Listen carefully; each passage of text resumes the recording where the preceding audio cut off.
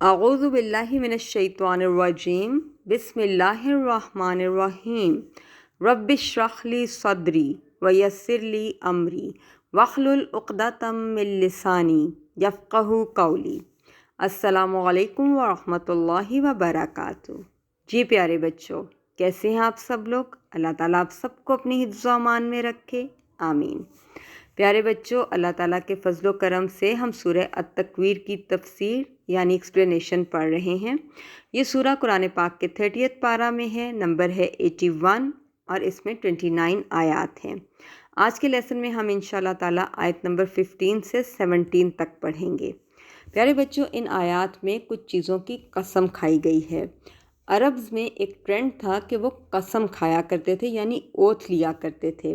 اس قسم کا مقصد یہ ہوتا تھا کہ وہ لوگوں کی اٹینشن اپنی طرف ڈائیورٹ کر سکیں، اور لوگوں کو یہ پتہ ہوتا تھا کہ اب اگر کسی نے قسم کھائی ہے تو وہ کوئی بہت ہی امپورٹنٹ بات کرنے والا ہے، تو لہٰذا سب لوگ اس کی طرف اٹینٹیو ہو جاتے تھے اور بہت غور سے اس کی بات سنا کرتے تھے، الرٹ ہو جاتے تھے سب کہ اب کوئی امپورٹنٹ بات ہونے لگی ہے۔ اسی ٹرینڈ کو سامنے رکھتے ہوئے اللہ تعالیٰ نے بھی قرآن پاک میں کچھ چیزوں کی قسم کھائی ہے، اور اس قسم کا مقصد یہ ہے کہ اللہ تعالیٰ جو بھی بات کرنے لگے ہیں وہ بہت زیادہ امپورٹنٹ ہے، لہٰذا سب الرٹ ہو جائیں، اٹینٹیو ہو جائیں اور بہت دھیان سے اللہ تعالیٰ کی بات کو سنیں۔ تو اس مقصد سے اللہ تعالیٰ نے قرآن پاک میں کچھ چیزوں کی قسم کھائی ہے۔ آج کے لیسن میں بھی کچھ چیزوں کی قسم کھائی گئی ہے اور اس کے بعد پھر ایک امپورٹنٹ بات بتائی گئی ہے۔ تو آئیے دیکھتے ہیں کہ وہ کون سی چیزیں ہیں جن کی قسم کھائی جا رہی ہے۔ آج کا لیسن سٹارٹ کر لیتے ہیں۔ اعوذ باللہ من الشیطان الرجیم بسم اللہ الرحمن الرحیم۔ آیت نمبر 15 میں اللہ تعالیٰ فرماتے ہیں فلا اقسم بالخنس، پس میں قسم کھاتا ہوں پیچھے ہٹنے والے کی۔ خنس خناسہ سے نکلا ہے، اس کا مطلب ہوتا ہے پیچھے ہٹنے والا، پھر جانے والا، رک جانے والا اور چھپ جانے والا۔ خنس سٹارز کو کہتے ہیں، ستاروں کو۔ یہ بات مجھے کیسے پتہ چلی؟ اس کے بارے میں پیارے نبی صلی اللہ علیہ وسلم کے ایک کمپینین ہیں، ایک صحابی ہیں، حضرت علی رضی اللہ تعالیٰ عنہ، وہ فرماتے ہیں کہ یہاں پر جو یہ آیت ہے، اس آیت میں ستاروں کی قسم کھائی گئی ہے، یعنی سٹارز کی، جو دن کے وقت چھپ جاتے ہیں اور رات کو ظاہر ہو جاتے ہیں۔ تو اس سے پتہ چلتا ہے کہ خنس سے مراد ستارے ہیں۔ پھر اگلی آیت میں اللہ تعالیٰ فرماتے ہیں، آیت نمبر 16 میں الجوار الکنس، سیدھے چلنے والے، چھپ جانے والے۔ الجوار جار سے نکلا ہے، جس کے معنی ہیں بہنے کے، جاری ہونے کے اور سموتھلی چلنے کے۔ الجوار وہ ستارے ہوتے ہیں جو ہموار طریقے سے بہت سموتھلی ایک فلو میں چلتے ہیں، جبکہ کنس کناسا سے نکلا ہے، اس کے مطلب ہوتے ہیں ہرن کے چھپنے کی جگہ۔ ہرن یعنی ڈیئر ہوتا ہے نا، وہ کسی نہ کسی بش کے پیچھے، کسی جھاڑی کے پیچھے چھپتا ہے، تو اس چھپنے کی جگہ کو کنس کہا جاتا ہے۔ تو کنس سے مراد وہ ستارے ہیں جو چھپ جاتے ہیں۔ اب خنس، جوار اور کنس کے بارے میں کچھ اسکالرس کا یہ کہنا ہے کہ رات کو جب رات سٹارٹ ہوتی ہے اور ستارے نکلتے ہیں تو اس وقت ستاروں کو خنس کہا جاتا ہے، یعنی رات کے شروع کے جو ستارے ہوتے ہیں ان کو خنس کہتے ہیں۔ جب وہ ستارے اپنی اپنی جگہوں پر سیٹل ہو جاتے ہیں اور سموتھلی ایک فلو میں چلنا شروع ہو جاتے ہیں تو ان کو جوار کہا جاتا ہے، اور جب صبح ہونے لگتی ہے اور یہ سٹارز چھپنے لگتے ہیں تو ان کو کنس کہتے ہیں، یعنی یہ تینوں سٹارز کے ہی نام ہیں۔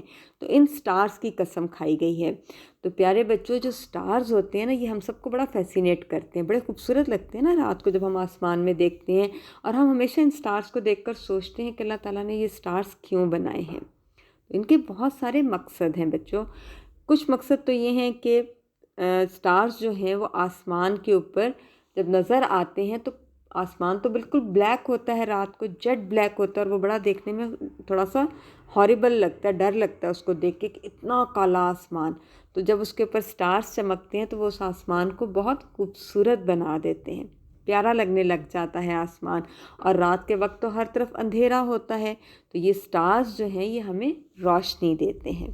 اور بھی سٹارز کے بہت سارے کام ہوتے ہیں. آپ سوچئے کہ سٹارز اور ہماری لائف میں کیا کیا کرتے ہیں. اور اس کے بعد آیت نمبر 17 میں اللہ تعالیٰ نے ایک اور قسم کھائی ہے اور فرمایا ہے وَاللَّيْلِ إِذَا عَسْعَسَ، اور رات کی جب وہ چھا جائے. عسعسا کے معنی ہوتے ہیں رات کا اندھیرا چھانا، یعنی اندھیرے کا آنا اور پھیلنا. اور اس کا دوسرا میننگ ہوتا ہے اندھیرے کا چلا جانا اور ختم ہو جانا. اس کے بارے میں بھی کچھ اسکالرس کا یہ کہنا ہے کہ عسعسا سے مراد رات کا آنا اور چھا جانا بھی ہے، ہر طرف پھیل جانا بھی ہے، اور رات کا چلے جانا اور ختم ہو جانا بھی ہے. یعنی یہ دونوں میننگز میں استعمال ہوتا ہے. ٹھیک ہے نا.